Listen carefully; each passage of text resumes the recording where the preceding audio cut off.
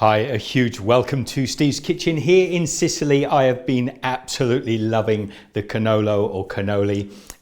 They are so good. I actually had one the other day in a little town called Cefalù, which melted in your mouth. And when I spoke with the gentleman there, he told me he doesn't use egg in his cannolo shell, which make them lighter.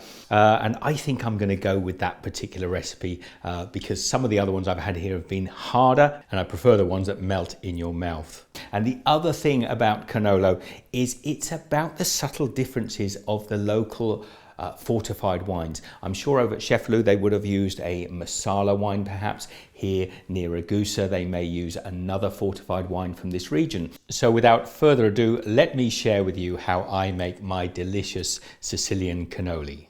We're going to start off with the 00 flour or all-purpose flour. I'm loosely packing 1 cup. It's 125 grams. Pop that into the bowl. Now I've got a tablespoon of softened and slightly salted butter. Now this cannoli mix is going to make about a dozen cannoli. If you want to make more, you can just double the recipe. A little pinch, maybe about 1/4 teaspoon of table salt and 1/2 teaspoon of granulated sugar. Now just take your fingertips and rub the butter into the flour. Now I was told in Cefalù he actually used lard, but here I'm using butter, and you can use really any shortening you like. It's just about keeping the gluten strands a little bit shorter. Now as I say, I'm using Marsala. We're going for 1/4 cup, but you could use any fortified wine you can get your hands on. And we're just going to mix this in and make a fairly stiff dough. Now you're going to end up with something not dissimilar in texture to a pasta dough, and we're going to work it for 5 minutes until we get a smooth texture. So our dough is starting to get smooth, but the butter is keeping it a little bit short. I'm now just going to take a little bit of plastic wrap, cover my dough, and we're just going to leave it for 30 minutes to an hour to allow the moisture to absorb into the flour.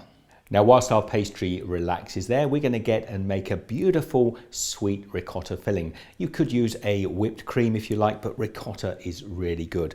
Now, I've got about 500 grams, that's just over a pound. I'm just going to use a fork to break it up a little bit.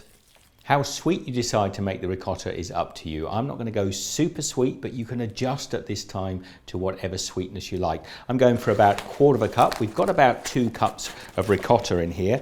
And by using a powdered sugar or confectionery sugar, it will mix a lot easier. We want to get that sugar nice and evenly distributed through the ricotta. Now I'll just scrape my bowl down and give it a little try at this point and see if it's sweet enough. Perfect. Now I've had this with grated lemon zest and I really like it, plus the Sicilian lemons are so delicious. So I'm going to put some grated lemon rind in, and this is optional by the way. Now orange peel also works really well with sweet ricotta. And then what I'm going to do is take a piping bag, just stretch it over a glass, and we're going to take our ricotta, pop it into the bag, and then I'm just going to pull up the sides. And we'll leave our ricotta just to chill in the fridge while we prepare the cannoli shells. Now our dough has had time to bloom. I'm just going to unwrap it, and I'm going to lightly flour my counter. Take this lovely dough, give it a little pat down.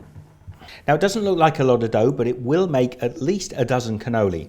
We're going to roll this out now. It wants to be quite thin. So keep easing it out, let it rest a little bit. You're looking for a dough that isn't too thick, almost like a thick cloth. We're going to be frying our cannoli shells, so you want some cannoli tubes. Now these metal ones are very easily available, but quite often they use just wooden dowels here. And I do like these ones. They've got a little sort of join. They'll just squeeze closed a little bit to release the cannoli. You want a cutter that's not quite as big as your tube. I haven't got my cutters with me, so I'm using a lid from a coffee can, but it works just as well. So I'll just come to the edge of my pastry, push that down, give it a little twist, and you'll see we've got these lovely little round discs. Now, although we've made those round discs, what we want to do now, coming from the center, I just want to roll out and get a slightly more oval shape. Now take your cannolo tube, and it should be just about the right width. We're going to want some egg white, just the white whisked up. I've got a little brush here, and I want to brush along the seam edge. So this is where it's going to join, and I'm going to do it on both sides. And then we're going to lift the pastry up over the center and then roll the tube down until we get a nice seal on the other side like that. Now I have a pan of sunflower oil, or any vegetable oil should be fine. We're heating this up to 175 degrees Celsius, that's about 350 Fahrenheit. Not too hot, but pretty hot. Now I'm just going to fry 2 of these at a time because I want to show you the technique I'm using. I'm just going to take the cannoli and drop it into the fat. It should sizzle a little bit, and then just let it go. Take a second one there. Now that is going to bubble up, and now all the moisture is coming out of the cannoli dough. Now I cook these for about 3 minutes until they're golden brown. You'll know they're getting close to cook because you see the bubbles have virtually stopped. And if we lift that up, it's going a nice golden brown. We lift the cannoli out of there now and just lay it on some kitchen paper to drip dry. Now one thing, you don't want to fill these shells with anything minutes before they want to be served to get the best out of them. And they do say they'll last in a sealed container for several days. I haven't tested that theory out. And before we start using these, I want to dust them over with some powdered sugar. Now I've got my ricotta out of the fridge. We want to cut the tip off, but I want quite a decent size, quite a big hole in the end. Take the cannolo shell and we're going to pipe it inside. Now you're probably going to have to go from both ends, get a nice little extra bit of cream on there, turn it round and pipe from the other side as well. Fill it nicely up.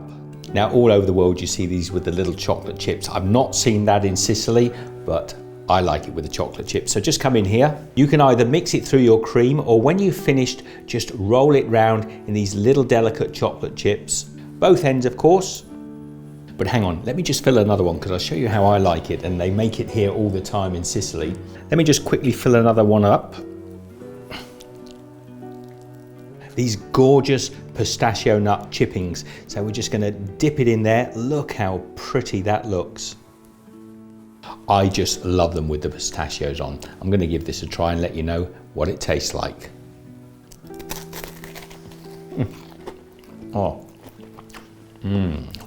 Oh yeah, so good. I'm getting a little hint of lemon in there as well, which is probably not traditional, but I like it. And you can probably hear just how crunchy the shell is, but it's not super hard, and on my tongue it's just melting away. Now I'm not saying this is the definitive way to make cannoli. This is just the way I discovered with one particular producer here in Sicily. I strongly recommend you don't use the eggs and don't make the shells too hard, but give it a go. And don't worry, if you want to put cinnamon or nutmeg or a little flavouring in here, go for it. It won't make any difference to the texture. Be good, share the love if you've enjoyed this video, give it the thumbs up. And if you make cannoli at home, send me some pictures across on social media. I'd love to see them. Take care. I'll see you next time.